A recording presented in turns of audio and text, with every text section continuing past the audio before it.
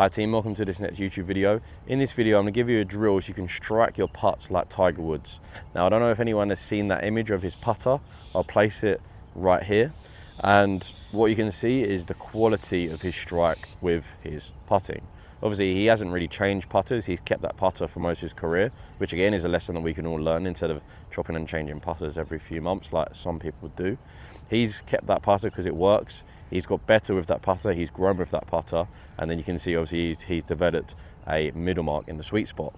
Now, how he gets that sweet spot is due to launch angle and obviously strike. How we get a good strike is we need a good launch. That's super key. If I have a negative launch angle, then I'm probably going to hit it out at the top of the putter.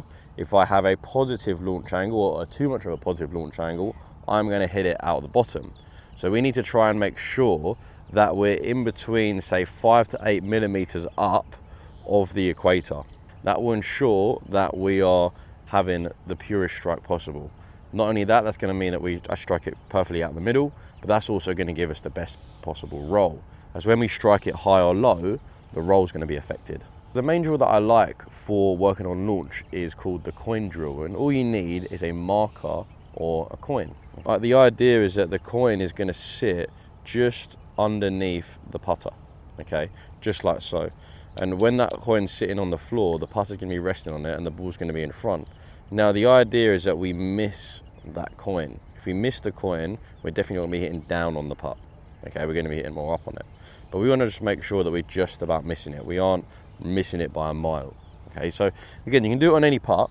Just get that coin down there just behind the ball, just like so, okay. And then again, you're going to rest that putter on the coin, so I'm just tapping on it. Then the idea is that if I hit down on it, I'm going to hit that coin, okay, and you're going to clip it. If I hit too much up on the ball, then my hands are probably going to rise up. I'm going to get a really kind of tinny, horrible strike, and I'm going to feel it come out the bottom. And I'm going to be too far away from the coin when I get into impact. So again, the idea is that I'm setting the putter just on the coin. And when I take the putter away, I'm sliding it off the coin. And the idea is that I'm trying to get back into that same position that I was at setup, but with the putter a little bit further in the air by a few millimeters, okay? If I can then miss that coin by just kind of the skin of my teeth, then that's going to really ensure that I'm striking the ball in that perfect position. And just having that coin there is just a really good visual for our putter to work through the ball. Just having it there, again, is going to really stop us from hitting down on the ball, which is the main thing that we want to prevent. I also believe the more we do this drill, the better we're going to get at kind of understanding what it feels like and what it sounds like to strike the putt well.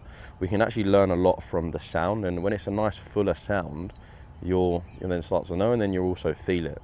So when you can start to relay the sound of a good strike to the feeling of a good strike, then that's when you're going to start getting really, really confident and really kind of understanding what a middle strike is. Again, when you get the strikes that are high, low, toe or heel, they're going to have a bit of a duller sound, and then you're going to feel it. It isn't going to feel as full, and it's not going to feel as pure.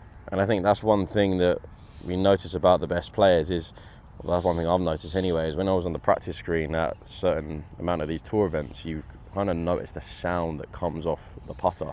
When you get up close and personal with them, you can really understand the sound that comes off, and it's a different sound when we strike it out of the middle compared to when we strike it out of the toe or the heel.